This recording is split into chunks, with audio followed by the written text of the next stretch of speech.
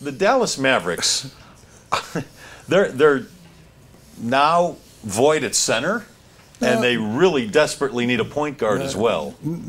Not entirely are they void at center. Well, no, they've got some guys. They got a guy named Barnes who was drafted by the Cavaliers. I just want to bitch this. He was drafted by the Cavaliers in 2012. He went and played China for the Sharks. That's interesting since Mark Cuban's involved with the show called Sharks Tank. And he comes back and he joins the Mavericks, and he is in the league for his first year. He's 30 years old. And that's what they got at center, basically. They actually have Amari Stoudemire on their roster, too. He's unrestricted, though. Yeah, and some guy named Bamara.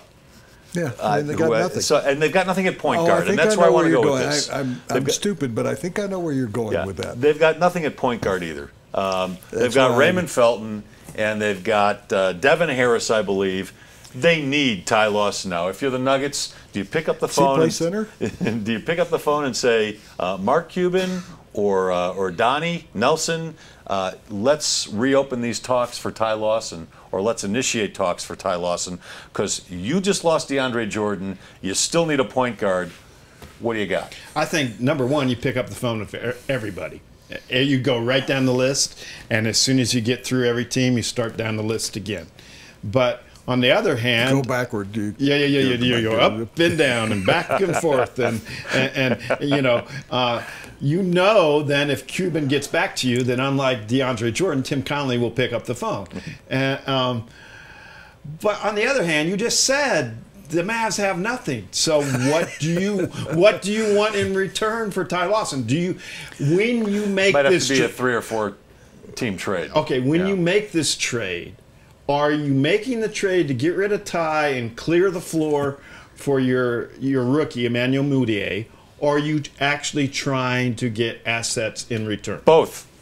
Okay. Well, let me add something to that. The Dallas Mavericks have no draft choices next year. Right. So forget about that if you're saying, okay, we're just going to dump him and we're going to add our, what would it be, 4 number ones that the Nuggets could have next year?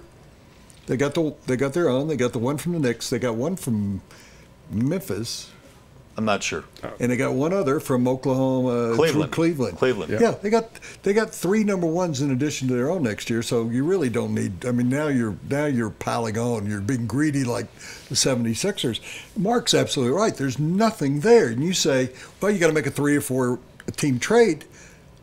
Well, who wants any of their garbage? I mean, really. Well, we don't know because teams do trade expiring contracts too. So well, that's true. You might be able to work something. How about Luke Rednauer? He's only been on 4 teams in the last week and a half. And you know why because I investigated that. Why would he become so expendable? He's got a non-guaranteed contract next year, even though he played for the Olympic team, the last Olympic team. He's so if I was the Nuggets, I'd bring him in and pose him with all those jerseys, and you'd have a nice picture on the front page of the Denver Post. You can't possibly keep Ty Lawson around, can you? I think it's detrimental to Mudiay in any number of ways. Mudiay, if you're going to let Mudiay grow up in the league, let him grow up. And if you're going to have a role model for Mudiay, do you really want it to be Ty Lawson at the same position? And, arguably the face of this franchise or has been the face of this franchise. So, no, I think you have to move Ty Lawson if you want to develop Mudiay. And so, therefore, I'd call Boston first. That's who I'd call first.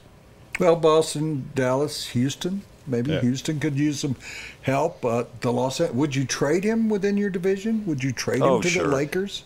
Sure. I would prefer to trade him to the East as opposed to keep him in the West. Or China?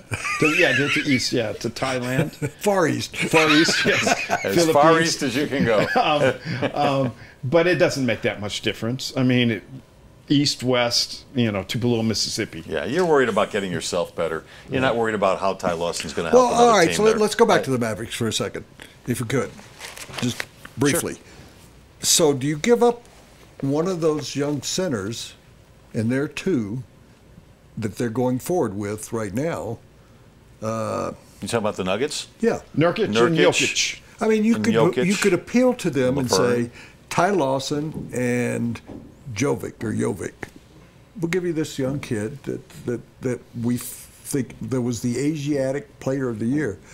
Do you give up on one of those and then you say, now let's make that 3 or 4 team deal, and in return, we are getting rid of Lawson and his contract. We're going to give you a center. We're going to make you whole, Dallas. And you find a way for us to get another veteran center for somewhere, whoever. I was going to say Stoudemire, but you don't want him. Get us somebody cheap and get us a quality player at power forward. Yeah, you got to be creative. And that's basically what I was getting at, but you took it a step further. You've got to be creative and get a third team, maybe a fourth team involved, and try to make something happen. This portion of the Big Stuff presented by the Celtic Tavern, the official sponsor of the Colorado Rapids. The Celtic provides a bus to every Rapids home game. You can tailgate 2 hours before kickoff. Kickoff. And the Celtic is just a couple of blocks west of Coors Field on Blake Street. It's the Celtic Tavern, and it's right next door to Delaney's.